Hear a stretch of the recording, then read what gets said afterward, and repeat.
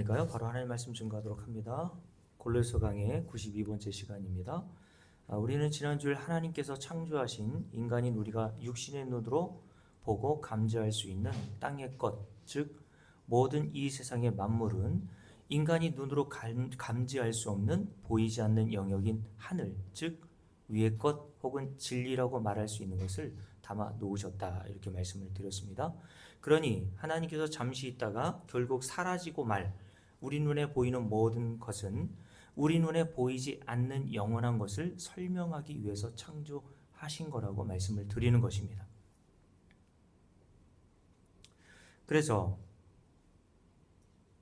사도 바울은 우리 주님께서 우리 눈으로 감지할 수 있는 상태인 우리와 같은 육신의 몸을 입고 이 세상에 오신 것도 우리가 눈으로 감지할 수 없는 보이지 않는 하나님이 어떤 분이신지를 설명하기 위해서 육신의 몸을 입고 오신 것이라고 말씀을 한다는 거죠. 그래서 사도 바울이 골로새 1장에서 우리 주님을 가리켜 골로새 1장 15절입니다. 그는 보이지 아니하는 하나님의 형상이시다라고 얘기했습니다. 그러니까 예수 그리스도는 보이는 육신의 몸을 입고 이 세상에 오셔서 뭐를 하시기 위해서 오신 거라고 말씀하냐면 보이지 않는 우리가 믿어야 될 하나님이 어떤 분이신가를 나타내고 드러나기 위해서 세상에 오신 것이라고, 그리고 십자가를 지고 우리의 죄를 해결하신 것임을 보여주는 것이라고 말씀하는 거죠. 그래서 사도 요한도 요한복음 1장에 보면 이렇게 말씀합니다. 요한복음 1장 18절 본래 하나님을 본 사람이 없으되 아버지 품속에 있는 독생하신 하나님 예수 그리스도죠. 그 예수 그리스도가 나타내셨느니라 라고 이렇게 얘기했단 말입니다. 이 부분을 공동번역 성경에서는 이렇게 번역했어요. 일찍이 하나님을 본 사람은 없다. 그런데 아버지의 품 안에 계신 외아들이신 예수 그리스도께서 하나님과 똑같으신 그분이 하나님을 알려주셨다라고 얘기했단 말이죠. 그러니 하나님의 형상이신 우리가 눈으로 볼 수 있는 육신을 입고 세상에 오셔서 십자가를 지신 아들이신 예수 그리스도를 통해서만 우리는 보이지 않는 하나님이 어떤 분이신지를 알 수 있게 되는 겁니다. 따라서 보이지 않는 하나님의 형상으로 세상에 오신 아들이신 예수 그리스도를 아는 것이 곧 누구를 아는 거라 그랬어요? 보이지 않는 그를 보내신 하나님을 아는 것이라고 이야기를 했고, 그게 요한복음 11장에서 뭐라고 그랬습니까? 영생이라고 그랬잖아요. 영생은 곧 유일하신 참 하나님. 근데 그 하나님은 눈으로 볼 수 없죠? 그래서 눈으로 볼 수 없는 그 하나님을 나타내시기 위해서 예수 그리스도가 세상에 오셨기 때문에 우리가 성경을 통해서 예수 그리스도와 십자가의 사건의 의미와 목적이 무엇인지를 아는 게 성경은 영생을 얻는 길이라고 이야기를 했단 말입니다. 그래서 로마서 1장 20절 21절 우리가 지난주에 함께 읽었으니까 제가 쭉 설명해 드리면서 오늘 말씀을 이어갑니다. 창세로부터 그의 보이지 아니하는 것들 곧 그의 영원하신 능력과 신성이 그가 만드신 모든 만물에 분명히 보여 알려졌나니 그러므로 그들이 아무도 핑계할 수 없다라고 얘기했습니다.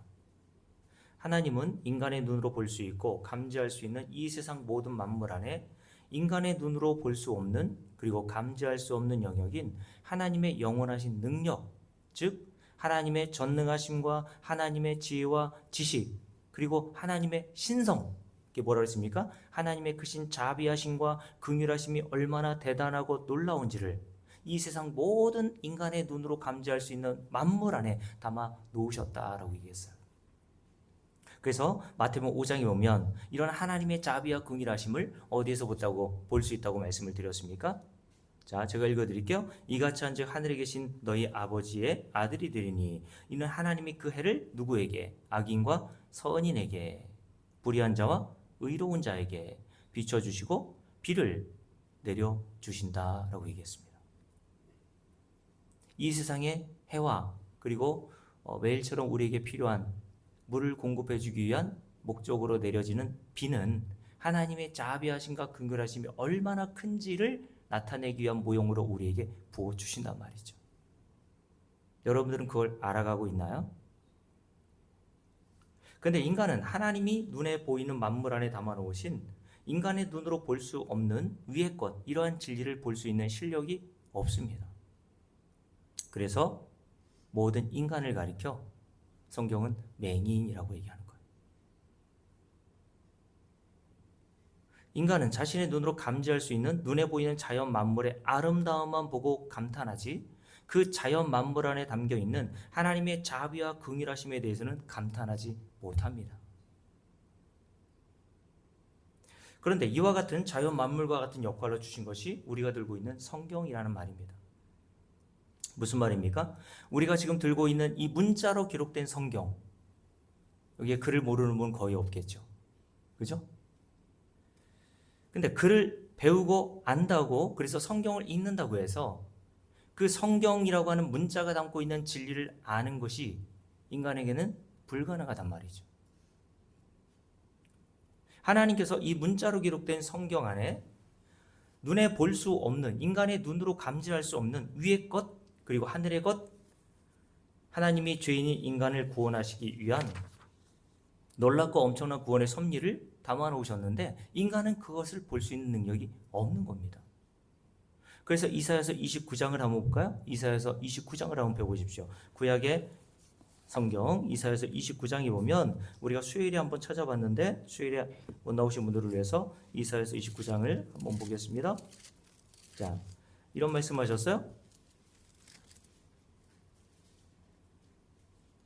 이사야서 29장 9절부터 함께 쭉 읽습니다. 너희는 놀라고 놀라라. 너희는 뭐가 되라고요? 맹인이 되고 맹인이 되라. 그들의 취함이 포도주로 말미암음이 아니며 그들의 비틀거림이 독주로 말미암음이 아니니라. 대저 여호와께서 깊이 잠들게 하는 영을 너희에게 부어주사 어떻게 하셨대요? 너희의 눈을 감기셨으니 그가 선지자들과 너희의 지도자인 선견자들을 덮으셨습니다. 그래서 선지자들과 선견자들은 이스라엘 백성들에게 말씀을 가르치는 지도자들이었단 말입니다. 그런데 이들이 어떤 자들이었어요? 맹인이 되어버렸단 말이죠. 맹인이 되었다는 것은 육신의 눈이 맹인이 되었다는 것이 아니라 성경을 보고도 그 성경이 담고 있는 진리를 알아먹지 못하는 자가 되었단 말입니다. 그래서 우리 주님께서 맹인이 맹인을 인도하면 둘 다 구덩이에 빠진다라는 이야기를 하신 겁니다. 그럼 이렇게 얘기하시죠? 함께 읽습니다. 11절 그러므로 모든 계시가 여기서 계시는 문자가 담고 있는 성경이라고 하는 문자가 담고 있는 진리라고 보시면 돼요. 그 계시가 어떻게 되었어요? 너희에게는 봉한 책의 말처럼 되었으니 그것을 글 아는 자들에게 주며 이르기를 그대에게 청하노니 이를 읽으라 하면 그가 대답하기를 그것이 봉해졌으니 나는 못 읽겠노라 할 것이요 또 그 책을 글 모르는 자에게 주며 이르기를 그대에게 청하노니 이를 읽으라 하면 그가 대답하기를 나는 글을 모른다 할 것이다 라고 말씀합니다. 여기 보면 두 사람이 등장하죠. 어떤 자가 등장하냐면 글을 읽을 줄 아는 자와 글을 읽을 줄 모르는 사람이 등장합니다. 그런데 이 두 사람의 형편이 어때요? 똑같다고 이야기를 하는 겁니다. 문자를 깨우쳐서 글을 읽을 줄 아는 사람이 있는데 성경을 읽을 줄은 알지만 성경이라고 하는 그 문자가 담고 있는 보이지 않는 진리를 알 수 없다는 거예요, 인간은. 또 한 사람은 아예 글을 읽을 줄 모릅니다. 까막눈이라는 얘기죠. 그러니까 글을 읽을 줄 아는데도 불구하고 그 글 안에 담겨 있는 의미를 모르면 글 모르는 자와 형편이 같아요? 달라요? 같다는 이야기를 하는 겁니다. 귀머거리가 있고 다른 사람의 말을 들을 수 있는 사람, 정상인이라고 생각해 보세요. 근데 여러분, 외국인이 여러분께 와가지고 이 두 사람에게 이야기한다고 생각해 보세요. 뭐 샬라샬라샬라 하겠죠. 굿모닝 뭐 어쩌고저쩌고. 사람의 말을 알아들을 수 있는 능력이 있는 귀가 있는 사람도 전혀 사람의 말을 알아듣지 못하는 사람도 형편은 다 똑같죠. 제가 수요일날 그런 말씀을 드렸지 않습니까? 제주도 방언 중에 폭삭 소가수다라는 방언이 있다고 말씀드렸어요. 그죠? 아이유가 주연해가지고 많은 사람들이 재밌게 봤다고 하는데 폭삭 소가수다라고 하는 게 제주도 방언인데 그 제주도 방언의 의미가 뜻이 무엇인지 여러분 아세요? 우리 강정사님께 물어볼게요. 폭삭 소가수다. 그냥 때려 맞춰보세요. 무슨 뜻인 것 같아요? 폭삭 소가수다. 다 저렇게 생각하시는구나. 저도 그렇게 생각했고 최근 선생님 집사님께도 물어봤더니 다 그런 뜻으로 이해하더래요. 근데 제가 이 폭삭 소가수다의 그 제주도 방언의 의미가 무엇인지를 찾아보니까 폭삭이라는 뜻은 대단히라는 뜻이고 소가수다라고 하는 뜻은 수고하셨습니다라는 뜻이에요. 그러니까 대단히 수고하셨습니다라고 하는 뜻이더라고요. 혼자 옵소예 제주도 방언이죠? 우리 손유 권사님 무슨 뜻인 것 같아요? 혼자 옵소예. 비슷한데 우리 최금조 지사님은 혼자 오라는 뜻이 아니냐 이렇게 얘기하더라고요. 혼자 옵소예라고 하는 뜻은 어서 오세요라고 하는 반가움의 표현이라고 이야기를 하더라고요. 똑같은 한국말인데 제주도 사람들은 그 말을 듣고 하고 고개를 끄덕거리며 이해하고, 똑같은 한국 사람으로서 한국말을 들을 수 있는 능력이 있는 우리는 그 뜻과 의미가 무엇인지를 모른단 말이에요.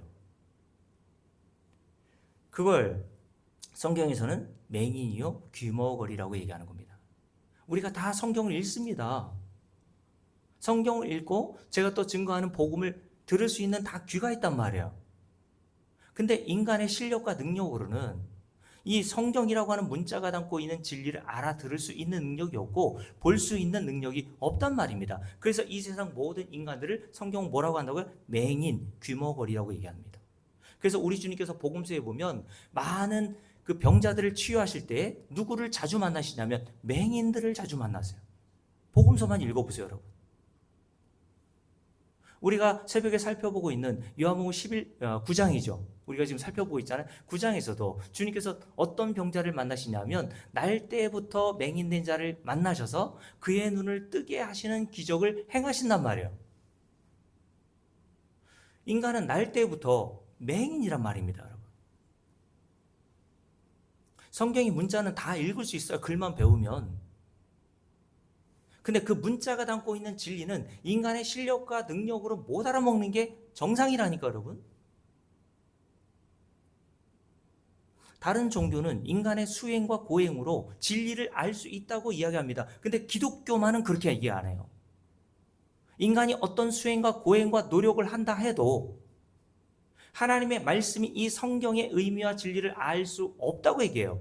그게 맞고 정상이고 자연스러운 겁니다. 왜냐하면 창조주 하나님의 말씀을 피조물에 불과한, 성경에 보면 인간을 먼지, 재라고 표현했잖아요. 티끌, 먼지에 불과한 인간이 어떻게 창조주 하나님의 말씀을 알아들을 수가 있겠습니까? 못 알아들어야 그게 정상이고 그게 자연스러운 거예요. 그런데 이런 창조주 하나님의 말씀이 담겨있는 성경을 진리로 알아듣는 사람들이 나오는 겁니다. 이게 성도들이란 말이에요. 어떻게 알아듣습니까? 우리의 노력과 실력으로는 안 되는데 우리가 어떻게 알아들었어요? 그 성도의 모형으로 그래서 사도 바울이 등장하는 겁니다. 사도 바울도 날 때부터 탁월한 두뇌를 가진 아주 천재적인 소질을 가진 사람이라고 이야기를 드렸죠. 그렇게 천재적인 머리를 가지고 이 세상에 온 사도 바울은 어릴 때부터 유대인이었던 자기의 부모에 의해서 성경을 배웠고, 유대인들은 성경을 이제 말을 배우기 시작할 때부터 읽고 외우게 하게 한단 말입니다.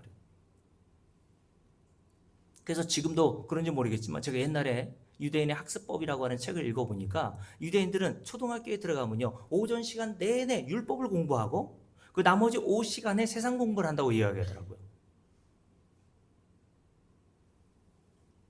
그래서 웬만하면 초등학교 이제 입학하여 졸업하기 전까지는 이 초등학교 졸업할 때 아이들이 창세기, 출애굽기, 레위기, 민수기, 신명기 이 모세 오경을 아예 달달달 통째로 외우면 되잖아. 그러니 탁월한 두뇌를 가지고 자기 부모인 유대인의 부모로부터 율법을 배우고 암송하고, 그리고 커서는 가말리엘이라고 하는 그 당시에 최고의 율법학자였던 이 가말리엘이라고 하는 사람으로부터 배웠던 사도 바울이라면 정말 이 성경에 능통한 사람이 되어야 마땅하지 않습니까? 그런데 그런 사도 바울도 이 성경이라고 하는 문자가 담고 있는 그 진리를 하나도 알아듣지 못하더란 말이에요. 맹인이었단 말입니다. 그래서 주님께서 사도행전 9장에 보면 부활하셔서 사도 바울에게 빛을 비춰주심으로 그가 처음엔 어떤 자가 됩니까? 맹인이 돼버리죠. 눈을 멀어버려요. 그리고 나서 하나님께서 성령, 하나님의 영을 부어주시니까 그 눈에서 비늘 같은 것들이 떨어져서 다시 보게 되었다라고 되어 있어요. 여기서 다시 보게 되었다라는 것은 육신의 눈의 시력이 회복되었다는 의미가 아니라 성경을 다시 보게 되니 자기가 이전에 알고 있었던 그 성경의 진리, 알고 있었던 그 성경을 모르고 있었던 그 눈이 성경의 진리를 알게 되는 눈으로 바뀌었다는 겁니다. 그래서 사도 바울이 다메섹 도상에서 그 예수를 만나고 성경의 진리를 알고 나서 예수 믿는 자들을 잡아서 예루살렘으로 끌어가려고 하던 그 자가 다메섹에 들어가서 뭐 했습니까? 성경을 가지고 예수는 그리스도시요, 예수는 하나님의 아들이라고 증거했단 말입니다. 이게 바로 성도가 인간이 노력과 자기의 능력으로 알 수 없는 성경이라고 하는 문자가 담고 있는 그 밑에 수면 아래에 있었던 그 진리를 알아가는 과정을 우리에게 보여주시는 장면이란 말이죠. 그래서 사도 바울이 이렇게 얘기했습니다. 에베소 3장 3절 제가 읽어드릴게요. 곧 계시로 내게 비밀을 알게 하신 것은 내가 먼저 간단히 기록한과 같다라고 얘기했습니다. 자기가 계시에 의해서 하나님의 복음의 비밀, 성경이 담고 있는 그 진리를 알아먹게 되었대요. 여러분, 계시라고 하는 뜻이 뭔지를 제가 전에 한번 말씀드린 적이 있죠. 계시란 사람의 지혜로는 알 수 없는 진리를 하나님이 주도적으로 깨우쳐 알게 하신 사건을 계시라고 얘기합니다. 그래서 사도 바울과 같이 모든 성도는 맹인이었다가 이런 하나님의 계시의 사건에 의해서 성경이 담고 있는 진리를 깨닫게 된단 말이에요. 그래서 성경은 모든 인간에게 비밀, 영세전부터 감추었던 비밀로 우리에게 주어집니다. 처음에. 자, 로마서 11장을 볼까요? 그래서 사도 바울이 성경이 담고 있는 이 놀라운 비밀을 하나님의 계시에서 알게 되고 난 다음에 로마서 11장에서 이렇게 얘기했던 거죠. 로마서 11장을 보세요.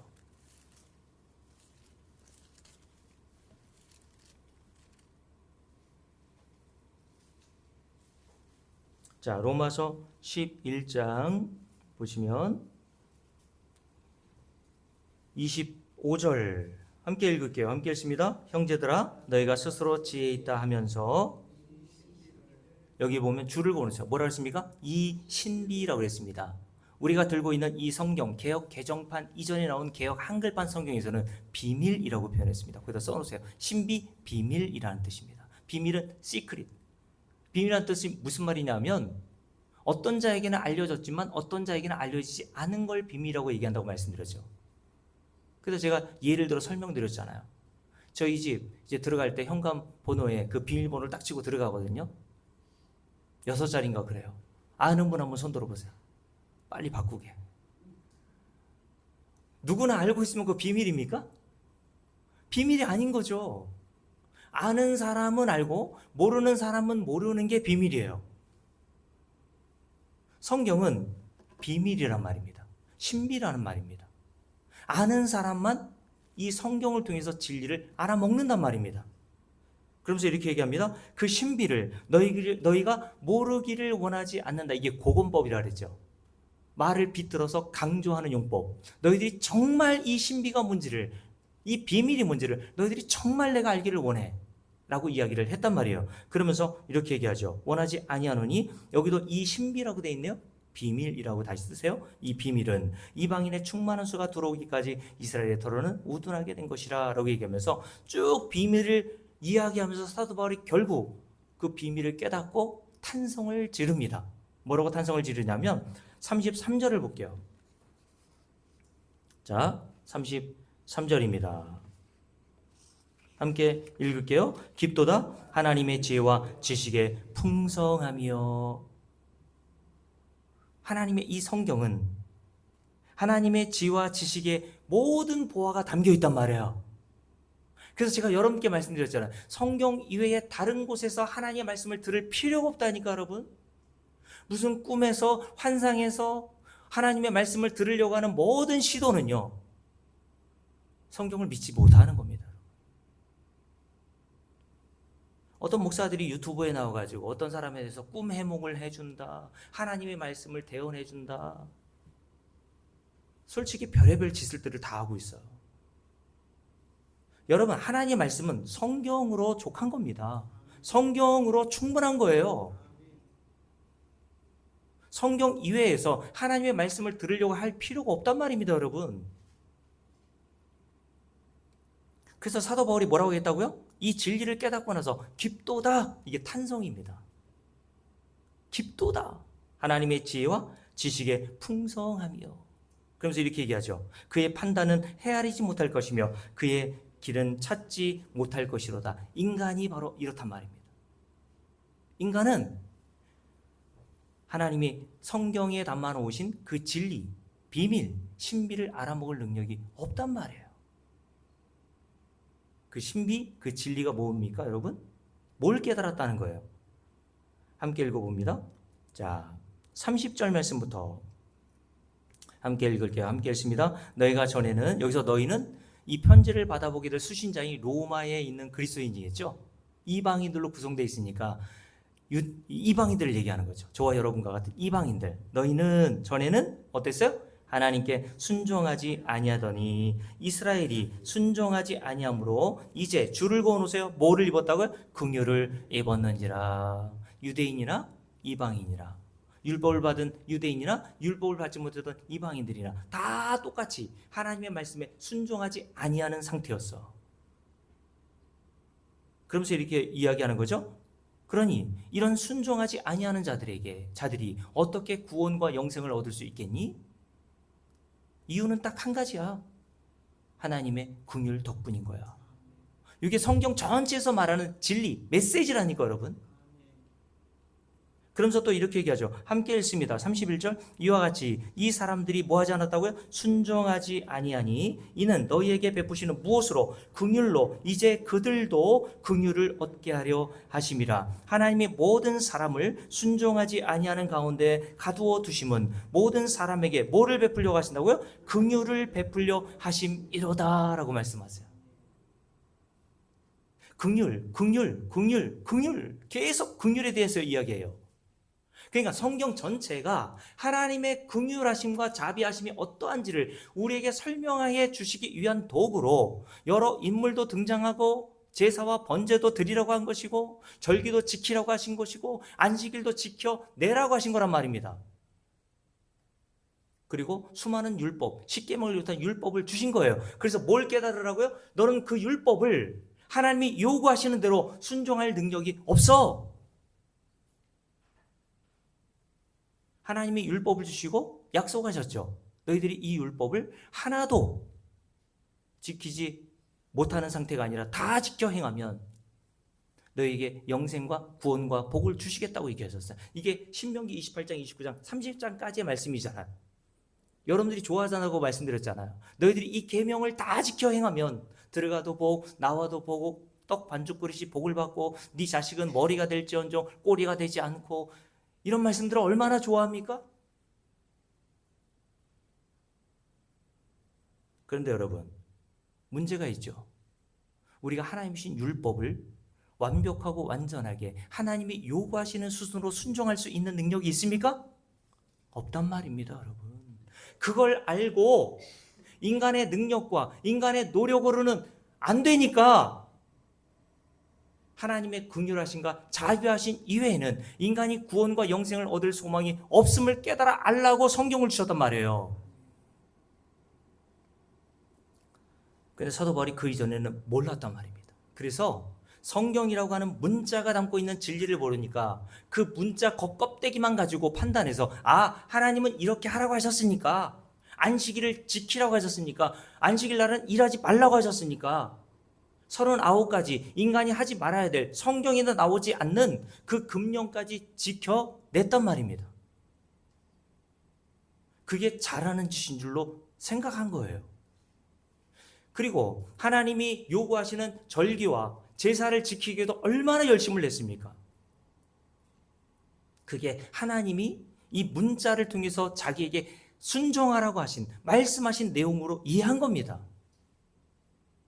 근데 주님께서 이런 유대인들을 향해서 요한복음 8장에서 뭐라고 그랬습니까? 자기들은 잘 순종하고 있다고 생각했는데 예수님으로도 충격적인 말씀을 듣죠. 너희 아비가 누군 줄 아니? 너희 아비는 마귀야. 그러니까 너희 아비처럼 너희들도 그렇게 행하고자 하는 거 아니니? 그러면서 마귀의 정체를 뭐라 했습니까? 마귀는 처음부터 아담과 하와에게 거짓말로 속여 사망에 이르게 한 살인자 아니니? 근데 마귀가 뭘 가지고 우리를 살인하는 줄 아세요? 성경을 가지고 살인한단 말입니다. 아담과 하와의 사건을 창세기 3장의 말씀을 보세요. 교묘하게 하나님 말씀을 마귀가 비틀어내죠. 마귀도 성경을 사용한단 말입니다. 그러니 제가 말씀드렸잖아요. 선악과 한 나무를 가리켜 하나님은 반드시 죽는다고 하셨고 먹는 날에는 마귀는 뭐라 그랬습니까? 그 선악과 똑같은 나무를 가지고 아니야, 안 죽어. 오히려 네가 하나님같이 되어서 선악을 분별할 수 있는 능력을 얻게 돼. 더 이상 하나님 의지하지 않아도 되는 거야. 네가 하나님인 거야 라고 이야기를 한 것처럼 우리가 들고 있는 이 성경을 가지고요, 여러분들과 저는 똑같은 성경을 가지고 있잖아요. 근데 성경을 읽고 다르게 해석하는 사람들이 그래서 나오는 거예요.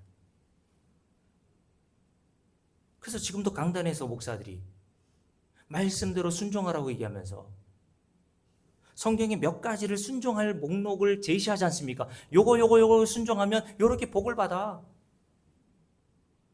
특히 말라기 3장에 기록되어 있는 11조에 대한 이야기를 가지고서 야, 너 11조 하면 말라기 3장의 예언처럼 말씀처럼 약속처럼 하나님이 뭐라 그러셨니? 네 창고에 가득 넘치고 쏟아 부어주시지 않겠느냐라고 말씀하셨잖아.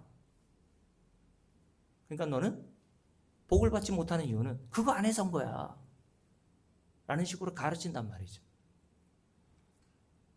여러분, 성경은 우리에게 뭘 행하라고 가르치는 게 아닙니다. 제가 지난 주일에 수련목 이제 진급 과정에 있는, 그럼 이제 그 감리교는 3년 동안 진급 과정을 거쳐서 이제 목사의 안수를 받거든요. 그래서 저 이제 30세 젊은 전사님이 대전의 큰 교회 이제 수련목으로 계시는데, 제가 그 수련목 전도사님이 쓴 논문을 이제 그 점수를 매기고 지도 목사가 되었어요. 근데 그 논문이 뭐였냐면 강의 설교와 주제 설교예요. 딱 잘 걸렸다, 네, 그랬죠. 그래서 그 전사님께 수요일날 말씀드렸잖아요.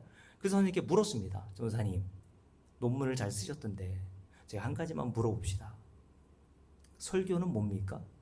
라고 물었어요. 그러면서 설교에 대한 자기 나름대로 생각하는 내용들을 쭉 설명해요. 설교란 교회에 나온 청중들에게 삶의 지시와 방향을 가르쳐주고 마음이 불편하고 고통스러운 자들에게 위로를 주고 그게 설교의 목적이라고 이야기를 하더라고요. 그래서 제가 다시 물었습니다. 그러면 다른 종교와 기독교에서 말하는 설교가 다를 바가 뭐가 있습니까? 여러분, 그러면서 제가 또 그 전사님께 이렇게 얘기했어요. 설교는 텍스트인 성경에서 나온 것인데 성경은 그럼 뭐를 얘기하고 있는 건가요? 당황하더라고요. 그래서 제가 요한복음 5장 39절 말씀을 여러분들께 말씀드렸던 것처럼 이야기를 했어요.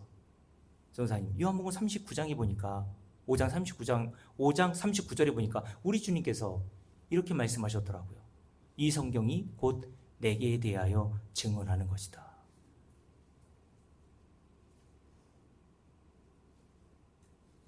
그 젊은 전사님이 저랑 헤어지면서 뒤통수를 뭐로 맞은 것처럼 충격을 받았다고 얘기하면서 올 연말이 되기 전에 한번 찾아오겠다고 얘기하더라고요. 찾아올지 안 찾아올지 모르겠어요. 여러분, 저도 목사였지만 4년 신학대학을 나오고 2년 동안 대학원까지 공부하고 어렸을 때부터 성경을 남들보다 훨씬 많이 읽었거든요. 그리고 시골에서는 1월 달에 항상 40일 그 새벽 기도회를 했다고, 특별 새벽 기도회. 제가 한 번도 빠진 적이 없어요. 그래서 매년마다 목사님으로도 칭찬을 듣고 교인들 앞에 그래서 이제 앉아 있으면 나오라고 해가지고 뭐 선물도 받고 그랬습니다. 근데 여러분, 사도 바울과 같이 인간은 하나님의 말씀, 이 문자가 담고 있는 진리를 알아볼 능력이 없다니까요. 근데 사도 바울이 하나님의 계시에 의해서 성경이 담고 있는 그 진리 뭐였습니까? 하나님의 긍휼, 하나님의 자비, 하나님의 은혜임을 깨닫고 깊도다 하나님의 지혜와 지식의 풍성함이요 라고 찬송하고 감탄한 겁니다. 여러분은 이렇게 하나님의 말씀을 보면 볼수록 감탄이 나옵니까? 정말 그렇습니까, 여러분? 여러분들을 향한 하나님의 그 자비와 긍휼하심이 얼마나 큰지를 깨닫고 그 자비와 긍휼을 베푸신 하나님에 대해서 이렇게 감탄하고 감격해 본 적이 있어요? 제가 그래서 말씀드렸잖아요. 뭘 하려고 자꾸 하지 마시고요. 인간의 행위도요, 그 행위에서 뭔가 보람을 느끼기 때문에 보람도 중독성이 있습니다, 여러분. 하나님은 우리에게 뭘 요구하는 게 아니에요. 성경을 통해서 우리에게 뭘 하라고 하는 게 아닙니다. 복음은 하나님의 긍휼과 자비와 은혜가 어떠한지를 깨달으라고 우리에게 증거하고 있어요. 그게 성경의 역할이라니까, 여러분.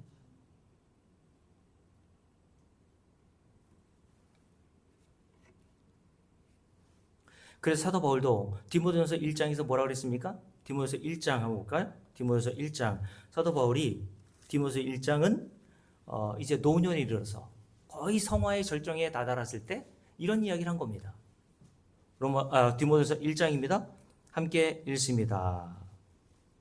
12절부터 읽을게요. 나를 능하게 하신 그리스도 예수 우리 주께 내가 감사함은 나를 충성되이 여겨 내게 직분을 맡기심이니 내가 전에는 어떤 자였습니까? 비방자요, 박해자요, 폭행자였으나 뭐를 가지고? 성경을 가지고 자기가 이런 자가 되어버렸어. 그러면서 이렇게 얘기합니다. 그런데 내가 구원을 얻은 이유가 뭐냐? 그래서 줄을 빡 바꿔놓으세요. 이런 자였음에도 하나님께서 나를 긍휼히 여겨 주시더라. 그래서 거기 뭐라고 되어 있습니까? 도리어 내가 긍휼을 입게 되었다라고 되어 있어요. 그러면서 14절 말씀 함께 했습니다. 이런 우리 주의 은혜가 그리스도 예수 안에 있는 믿음과 사랑과 함께 넘치도록 풍성하였도다. 윗보도다 모든 사람이 받을 만한 이 말이요 그리스도 예수께서 죄인을 구원하시려고 세상에 임하였다 하였도다. 죄인 중에 내가 괴수니라. 영어 성경에 보면 I am the worst라고 되어 있거든요. 내가 가장 악한 죄인. 여러분 이렇게 자신을 알아야 이런 자신에게 베풀으신 하나님의 긍휼과 자비가 어떠한지를 깨닫게 되는 거예요, 여러분. 그러니 여러분들이 하나님의 긍휼과 자비와 은혜가 어떠한지를 알려면 반드시 어디 자리로부터 먼저 가야 돼요? 내가 죄인 중에 괴수, 이 세상 어떤 인간들보다 가장 악한 인간임을 여러분들이 성경이라는 말씀을 통해서 깨달아야 되는 겁니다. 그러면서 이렇게 얘기하죠. 함께 읽습니다. 16절. 그러나 줄을 그으면서 여기도 내가 긍휼을 입은 까닭은이라고 얘기했습니다. 계속 긍휼 얘기하죠. 은혜, 긍휼, 이렇게 나를 긍휼하게 하신, 입게 하셔서 구원을 우리에게 베풀어 주신, 자신에게 베풀어 주신 이유가 뭐냐면 그 뒤에 이렇게 되어 있습니다. 예수 그리스도께서 내게 먼저 일체 오래 참으심을 보이사 후에 주를 믿어 영생 얻는 자들에게 뭐가 되게 하시려고요? 본이 되게 하려 하심이라. 주를 믿어 영생 얻는 자들 누구예요? 성도들 아닙니까, 여러분? 이들에게 본이 되게 하시려고 나에게 이런 긍휼을 베풀어 주신 거야. 무슨 말입니까? 나를 비롯한 모든 성도들이 다 하나님의 이런 긍휼과 자비에서 구원을 받는다는 것을 보여주시기 위한 목적으로 나 같은 인간도 구원하시더라. 여러분과 제가 바로 그런 자란 말입니다. 그래서 성경 전체가 하나님의 긍휼과 자비에 의한 구원을 우리에게 가르치기 위한 용도로, 역할로 주어졌다고 말씀드렸어요. 그래서 창세기에 등장하는 우리가 잘 아는 노아를 보세요. 하나님의 심판을 받기 전 그 노아가 살던 시대의 모든 사람들이 어떤 자들이라고 이야기했냐면 창세기 6장을 한번 볼까요? 창세기 6장 한번 보십시오. 자, 창세기 6장입니다. 창세기 6장 함께 읽어봅니다. 6장 5절부터 함께 읽을게요. 여호와께서 사람의 죄악이 세상에 가득함과 그의 마음으로 생각하는 모든 계획이 항상 악할 뿐임을 보시고, 그래서 하나님께서 이 세상 모든 인간과 동물들을 다 어떻게 하신다고 그랬습니까? 다 심판하시겠다고 말씀하셨습니다. 뭐에서요? 죄악이 가득함과 인간이 그 마음으로 생각하는 모든 계획이, 줄을 그어라 그랬죠 예전에. 항상이에요, 가끔이에요? 항상 악할 뿐임을 보시고 라고 되어 있습니다. 여러분, 이 말씀을 어떻게 받아들입니까? 노아 시대 때 인간들은 다 도둑질할 생각, 살인할 생각으로 가득했나 보다, 이렇게 생각합니까? 그거는 윤리와 도덕적인 기준을 가지고 성경을 보는 거예요. 여러분, 마태복음 24장에 보면 우리 주님께서 노아의 때에 일어났던 일에 대해서 이렇게 말씀하십니다. 제가 읽어드릴게요. 24장 37절부터 39절인데요. 노아의 때와 같이 인자의 임함도 그러하리라. 홍수전에 노아가 방주에 들어가던 날까지 사람들이 먹고 마시고 장가들고 시집가고 있으면서 홍수가 나서 그들을 다 멸하기까지 깨닫지 못하였으니 인자가 임할 때도 이와 같으리라 라고 말씀하셨거든요. 그러니까 노아의 시대 때 모든 인간들이 시집가고 장가가고 먹고 사는 일에 분주하더란 말이에요. 먹고 사는 일 위해서 회사 다니고 장가가고 시집가는 일이 잘못됐다는 게 아닙니다, 여러분. 열심히 직장생활 하세요. 그런데 예수님께서 이 말씀하시는 의미는 다른 게 아니라 노아의 시대 때 모든 사람들이 하나님의 영광을 위해서는 관심이 없고, 왜요? 모든 인간은 왜 창조되었어요? 하나님의 영광을 위한 목적으로 창조되었죠. 근데 인간은 하나님의 영광에는 관심이 없고 자기의 영광, 자기의 행복, 자기의 이익에만 관심을 두고 살더란 말입니다. 그러면 노아 시대 때만 그렇게 삽니까? 지금은요. 여러분께 물을게요. 왜 결혼하셨습니까? 우리 천성수님, 왜 결혼하셨어요? 하나님의 영광을 위한 겁니까? 나 행복하려고. 근데 결혼해 보니까 어때요?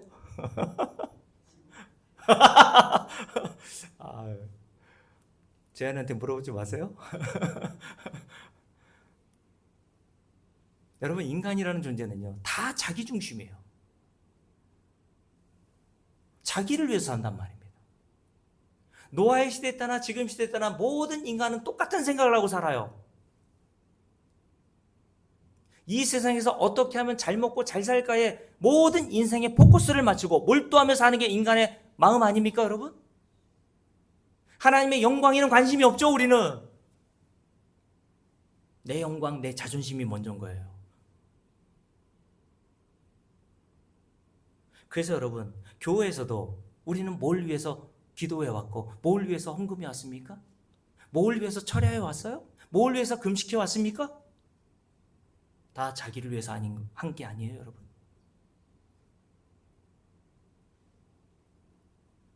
그래서 스가랴에 보면요, 하나님께서 스가랴 선지자에게 이스라엘 백성들이 물었거든요. 우리가 포로 때, 바벨론 포로에서 이렇게 금식해 왔는데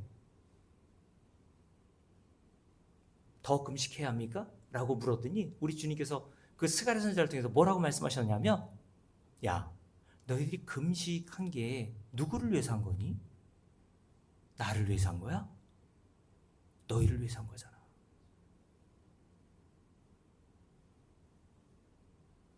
먹든지 마시든지 다 하나님의 영광을 위해서 하라고 고린도서 10장에서 이야기했는데, 우리는 먹든지 마시든지 다 누구를 위해서요? 자기 자신을 위해서 하더란 말입니다.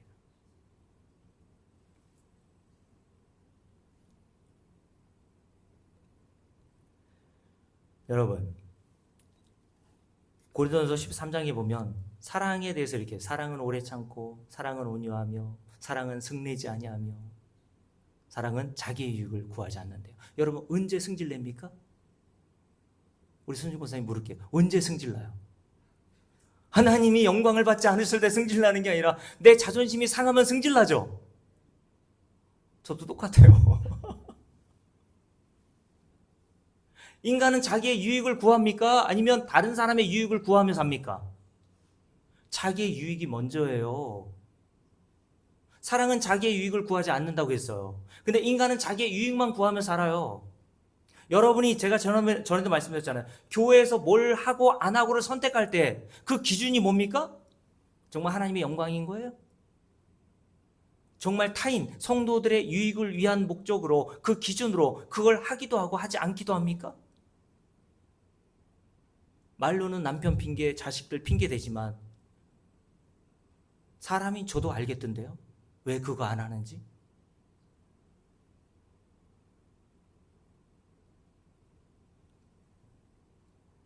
여러분 자신의 마음을 인간도 안단 말입니다. 근데 하나님 모르실 것 같아요? 자기를 포장 좀 하지 마세요. 그냥 믿음 없어서 그렇다고 그러세요. 그냥.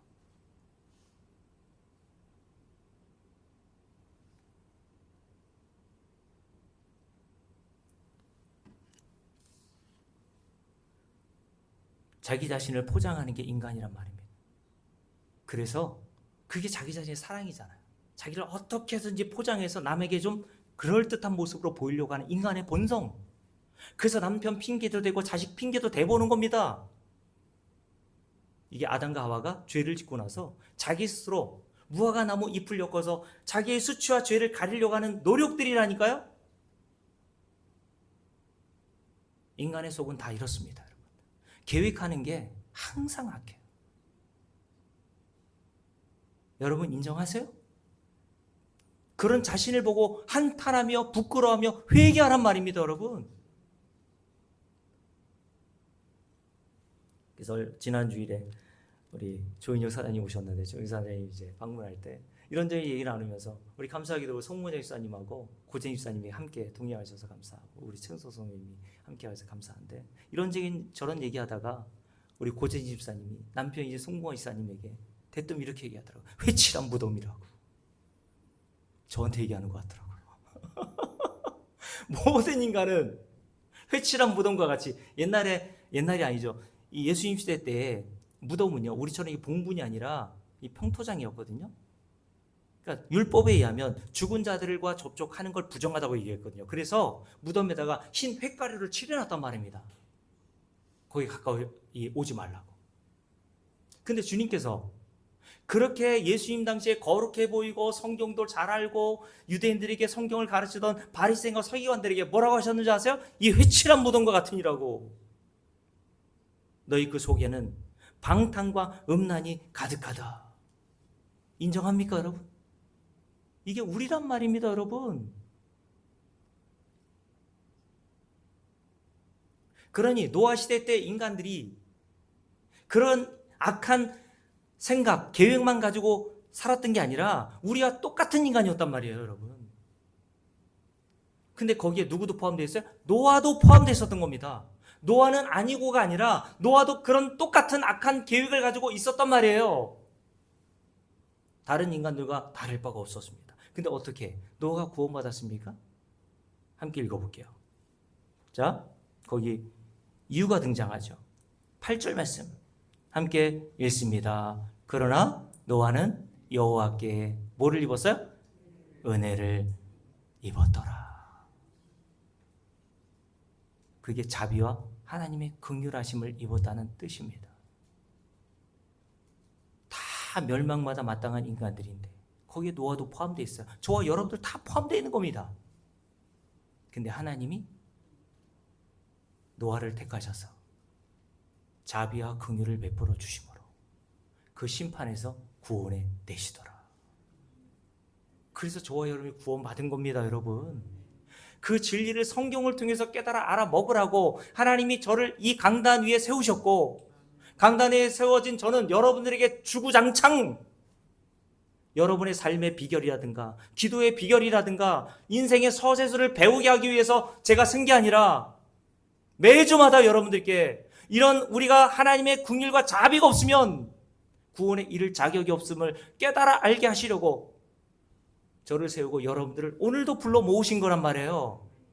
그러니 여러분들이 이 성경을 통해서 이런 하나님의 놀라운 자비가 내게 임했고 그 하나님의 놀라운 긍휼이 내게 임하여서 내가 이렇게 구원을 받았다는 사실을 깨닫게 된다면 사도 바울처럼 로마서 11장에서 깊도다 하나님의 지혜와 지식의 풍성함이요라고 그렇게 감탄하고 찬송할 수밖에 없는 겁니다.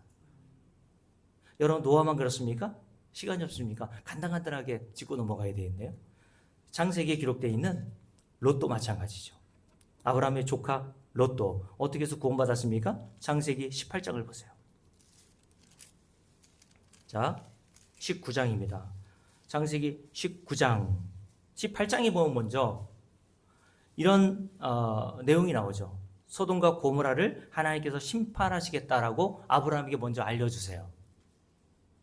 이 말을 듣고 아브라함이 창세기 18장 23절부터 하나님과 대화하는 장면이 나오는데 뭘 요구합니까? 자, 18장 23절을 한번 볼까요? 먼저 함께 읽습니다. 아브라함이 가까이 나와 이르되 주께서 의인을 악인과 함께 멸하려 하시나이까? 그 성 중에 의인 50명이 있을지라도 주께서 그것을 멸하시고 그 50 의인을 위하여 용서하지 아니하시나이까? 주께서 이같이 하사 의인을 악인과 함께 죽이심은 부당하오며 의인과 악인을 같이 하심도 부당하나이다. 세상을 심판하시는 이가 정의를 행하실 것이 아니니까? 라고 이렇게 항의합니다. 하나님 부당하지 않아요 그거. 소돔과 고모라 땅에는 악인들만 있는 게 아니라 의인들도 있지 않습니까? 근데 악인들과 같이 의인들도 다 하나님의 심판에 의해서 멸망을 당한다면 그 하나님의 심판은 부당하지 않습니까? 라고 물었던 거예요. 그때 하나님 뭐라고 하십니까? 50명 데려와 봐. 그랬더니 아브라함이 찝찝하죠. 숫자를 내립니다. 45명은요? 또 내리죠. 40명은요? 30명은요? 20명은요? 마지막에 내린 숫자가 몇 명이요? 10명만 있어도 하나님 소돔과 고모라 땅을 멸망시키면 안 돼요? 라고 이야기를 하죠. 그랬더니 주님께서 그래 10명 데려와. 근데 여러분들이 잘 알듯이 소돔과 고모라 땅이 어떻게 되죠? 하나님의 심판으로 다 멸망받습니다. 무슨 말입니까? 소돔과 고모라 땅에 의인 10명이 있다는 얘기 없다는 얘기요? 없었다라는 얘기입니다. 근데 대전에 땡땡땡 목사님께서 이제 큰교 목사님이신데 유튜브에 그런 얘기를 하시더라고요. 자기와 자기 아내와 자기 자식들 아들이 3명인가 그런데 아들 셋과 며느리 셋과 손주들만 해도 10명이 넘는데 우리 가족이 그 소돔과 고모라 땅에 있었다면 소돔과 고모라 땅은 멸망당하지 않았을 텐데 자기가 어떤 자인지를 모르는 거예요. 여러분 10이라는 숫자는 완전수라 그랬잖아요. 의인 10명이 없다는 것은 한 사람도 없다는 뜻이라고 말씀하는 겁니다. 하나님 보실 때 의인이라고 불만한 자가 있나요? 하나님 마음에 쏙 드는 자가 있을까요? 그래서 로마 3장에 뭐라 했습니까? 의인은 없나니 하나도 없어. 인간이 볼 때는 의인처럼 보이고 괜찮아 보이지만 하나님 보실 때는 다 거기서 거기란 말입니다. 제가 전에 그래서 비유로 말씀드렸잖아요. 지렁이 나라에서도 진선미가 있다니까 여러분. 자기 나름대로 지렁이들이 아름다움의 기준을 가지고 왕관을 씌워준단 말이에요. 너는 매끈한 허리, 남들보다 좀 더 긴 그런 윤기난 허리를 가지고 있어. 그러니까 진선미를 딱 해가지고 왕관을 씌워주면서 미스코리아 경쟁을 한단 말이에요. 그런 지렁이 한 마리가 미스코리아 진에 당선돼서 우리 최은도선님께 와가지고 자기를 뽐내요. 이 날씬한 허리 어떠냐고. 최은도선님 그 지렁이에 대해서 뭐라고 하고 싶습니까? 그렇죠. 지랄하고 자빠졌네 이렇게. 인간이 그런 경쟁을 하고 있는 거예요. 여러분 하나님 앞에서 다 모든 인간은요 거기서 거긴 겁니다.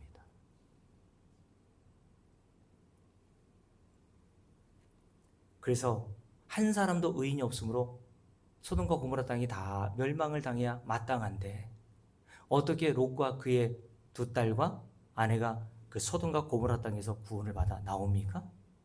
함께 읽어볼게요. 자, 19장 창세기 19장입니다. 16절 볼게요. 함께 읽습니다. 그러나 롯이 지체하매. 자, 소돔과 고모라 땅이 멸망받는다고 이미 말씀이 증거됐는데 롯이 지체하고 안 나오려 그래요. 이게 인간이란 말입니다. 안 나와. 근데 하나님이 어떻게 하시죠? 롯이 지체함에 그냥 내버려 두신 게 아니라 그 사람들이 롯의 손과 그의 아내의 손과 두 딸의 손을 잡아 인도하여 성 밖에 두니 여호와께서 그에게 줄을 거놓으세요. 여호와께서 그에게 뭐를 더하셨어요? 자비를 더하심이었더라.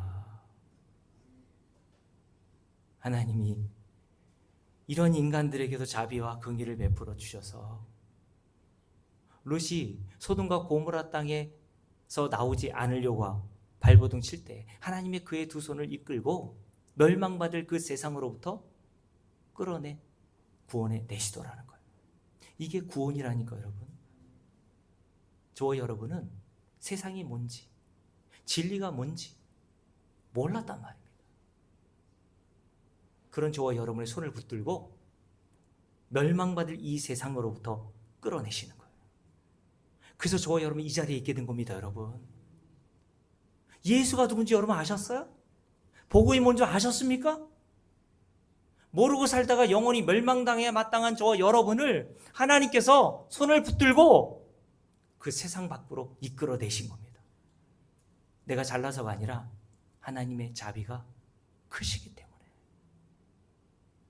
여러분, 노아도 하나님의 은혜를 입고 소돔과 고모라 땅에 살고 있었던 롯도 하나님의 자비하심에 의해서 구원을 받은 것과 같이 사도 바울은 이 모든 성경을 통해서 하나님의 긍휼과 자비에 의해서 모든 죄인은 구원에 이르게 된다는 그 진리를 알고 로마 11장에서 뭐라고 했습니까? 긍휼, 긍휼, 긍휼, 긍휼을 입었다라고 얘기했어요.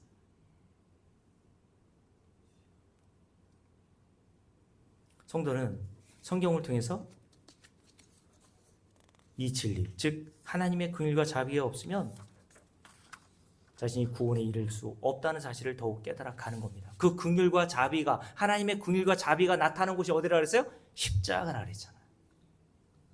하나님이 얼마나 긍휼과 자비가 풍성하신지, 자기를 원수처럼 대적하고 하나님도 모르고 살아가는 저와 같은 인간들에게 자기 아들을 내어주셔서 저와 여러분을 구원해 내시더라는 거예요. 원수를 위해서 이런 일을 할 수 있는 사람은 하나님밖에 없습니다. 금강에 여러분들이 사랑하는 아들이 빠진 거 하고 원수가 빠진 거 하고 여러분들이 구하고 싶다면 누굴 구하겠습니까? 당연히 여러분의 사랑하는 금쪽과 같은 자식을 구하려고 하겠죠. 근데 그 원수라면요, 금강에 빠진 사람이 원수라면 여러분이 여러분의 생명을 바쳐서 금강에 들어가서 그 원수 같은 인간을 구할 수 있겠어요? 인간은 못해요.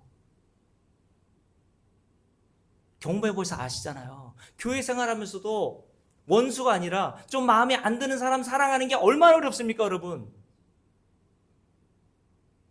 그래서 여러분은 자기가 안 되는 걸 알려면 자꾸 그런 인간들을 자꾸 만나셔야 되는 거예요. 까칠한 인간들. 그래서 자기 자신의 무능함과 불가능함을 알고, 이런 원수처럼 하나님을 대적하던 인간을 사랑하실 수 있는 분은 하나님밖에 없구나. 그 진리를 알고 그 자비하심과 긍휼하심이 나타난 십자가의 은혜를 꼭 붙들게 되는 겁니다. 그게 회개인 거예요, 여러분. 자, 누가복음 15장을 보고 마칠게요. 그래서 누가복음 15장에 보면 누가 등장합니까? 보통 누가복음 15장에 기록되어 있는 우리가 읽은 이 본문의 그 비유의 주제를 탕자의 비유, 잃은 아들을 되찾은 아버지의 비유 이렇게 얘기하는데, 요건 또 좀 더 제목을 잘 붙인 것 같아요. 탕자의 비유라기보다는 이 비유의 주인공은요, 이 탕자를 받아준 아버지가 주인공입니다. 이 탕자가 어떤 일을 하죠? 아버지에게 유산을 달라고 합니다. 아버지가 죽지도 않았는데 유산을 달라고 하는 것은 그 당시에 문화적인 관습으로는 아버지를 죽은 자처럼 대하는 거예요. 율법에 의하면 이런 자는 돌로 쳐 죽이라고 했어. 그런데 이 둘째 아들이 결국 아버지의 유산을 가지고 외국에 나가 살게 되죠. 가까운 동네에서 살아도 되는데 왜 외국에 나가서 살려고 했겠습니까? 아버지의 간섭 이런 게 필요 없다고 생각한 거예요. 아버지의 도움과 같은 따위는 필요 없어요. 내가 한번 멋지게 살아볼게요 라고 아버지 집을 뛰쳐나간 겁니다. 이게 뭐예요? 아담과 하와가 선악과를 먹은 사건과 똑같은 거예요. 생수의 근원인 하나님을 인간이 떠났단 말입니다. 왜요? 자존심 상하거든요. 왜 내가 하나님의 자비와 긍휼을 받아서 구원을 받아야 돼요? 그래서 모든 종교는 자력구원이라 그랬잖아요. 나 스스로도 할 수 있어요. 그게 탕자의 비유에 나오는 둘째 아들 탕자가 한 일이에요. 그런데 이 탕자가 외국에 나와서 어떻게 되죠? 쫄딱 망해요. 그리고 한 곳이 돼지우리였습니다. 그리고 돼지우리에 들어가서 돼지가 먹는 쥐염염매를 함께 먹어요. 돼지 똥밭에 구르게 된 거예요. 완전히 인생이 바닥으로 나락을 친 겁니다. 그때에서야 비로소 이 둘째 아들이 어떻게 합니까? 아버지를 생각하게 돼요. 인간이 이렇다니까 여러분. 우리 아이들 이제 20대잖아요. 무슨 도움이 별로 필요 없는 것 같죠. 자기 건강하고. 근데 여러분 나이가 들면 들수록 여러분들이 세상을 살아가면서 어려움과 환난의 풍파를 만날 때마다 인간은 그 교만이 꺾인단 말입니다. 그리고 오늘 탕자와 같이 드디어 완전히 나락으로 떨어져서 모든 삶에 실패하고 나서 드디어 아버지를 생각해. 아, 이제 나 죽게 되었구나. 그래서 내가 살 길은 염치 없지만 내가 아버지에게 한 이 일을 생각하면 난 아버지에게 돌아갈 수 없는 자격 없는 자지만 살기 위해서 아버지께로 돌아가야 되겠다. 돌아가서 나는 도저히 이제 아버지의 아들이라고 부를 수 없는 자격 없는 자임을 알고 품꾼의 하나처럼 나를 좀 써주세요. 그렇게 해야 되겠다고 해서 아버지 집으로 터덜터덜 걸어옵니다. 그러니 이 아들의 행색이 어떻겠습니까 여러분? 거지골이었겠죠. 여러분들이 나눠드린 주보 맨 뒤에 보세요. 맨 뒤에 보면 그림을 제가 이렇게 인쇄해서 드렸는데 이 렘브란트라고 하는 유명한 화가가 그린 죽기 전 마지막에 그린 그림이거든요. 이 그림의 내용이 이 누가복음 15장에 기록되어 있는 이 비유를 모티브로 해서 그린 겁니다. 돌아온 탕자. 이 돌아온 탕자는 그 무릎 꿇은 자 있죠? 머리는 어떻습니까? 머리가 짧아요. 이렇게 이 당시에 머리가 짧은 것은 죄의 수를 상징합니다. 그리고 그의 발을 보세요. 왼발은 신발이 다 벗겨져 있고 오른발은 신발이 반쯤 벗겨진 채 있고 옷은 어떻습니까? 누더기 옷이에요. 그러니 이 누더기 옷을 입고 온 이 탕자에게 돼지 똥밭에 굴렀으니까 냄새가 어떤 냄새가 났겠어요? 돼지 똥 냄새로 가득했겠죠. 역겹습니다. 이게 인간이란 말입니다, 여러분. 저와 여러분. 근데 한 노인이 이 탕자를 두 손으로 이렇게 등을 감싸고 있는 모습이 보이죠? 그게 하나님의 모습을 표현한 그림입니다. 근데 그 손을 보시면 양손이 좀 달라요. 잘 보세요. 오른손은 강인한 남성의 손이라고 한다면 왼손은 오른손이죠. 오른손은 이렇게 보니까 오른손은 약간 여성의 손, 그리고 왼손은 강인한 남성의 손으로 묘사합니다. 렘브란트가 서로 다른 손으로 이렇게 묘사한 거예요. 아버지의 강인함으로 널 붙들어 줄 것이며 어머니의 부드러운 손길로 너를 보호하고 지킬 것임을 표현한 겁니다. 그래서 오늘 말씀에 보면 탕자가 이렇게 이야기하죠. 함께 읽어봅니다. 누가복음 15장 펴 보셨죠? 자, 함께 읽습니다. 아버지를 만나서 이렇게 얘기했습니다. 18절 함께 읽습니다. 내가 일어나 아버지께 가서 이르기를 아버지 내가 하늘과 아버지께 죄를 지었사오니 지금부터는 아버지의 아들이라 일컬음을 감당하지 못하겠나이다. 다만 나를 품꾼의 하나로 보소서 하리라. 이에 일어나서 아버지께 돌아가니라. 아직도 그런데 상고가 뭔데 아버지가 그를 어떻게 해요? 보고 측은히 여겨 달려가 목을 안고 입을 맞추니 다 이게 누가 하는 일이에요? 아버지가 하는 일이에요. 아들이 한 일이 하나도 없어요. 아버지가 그를 먼저 봅니다. 아버지가 그에게 먼저 달려갑니다. 아버지가 그의 목을 안고 그에게 입을 맞추기 시작합니다. 어떤 자인데? 돼지똥 냄새로 가득한 이 탕자를. 근데 그 동기가 뭐예요? 그 이유가 뭡니까? 측은히 여겨, 불쌍히 여겨. 그러면서 아버지가 이 아들에게 뭘 합니까? 함께 읽습니다.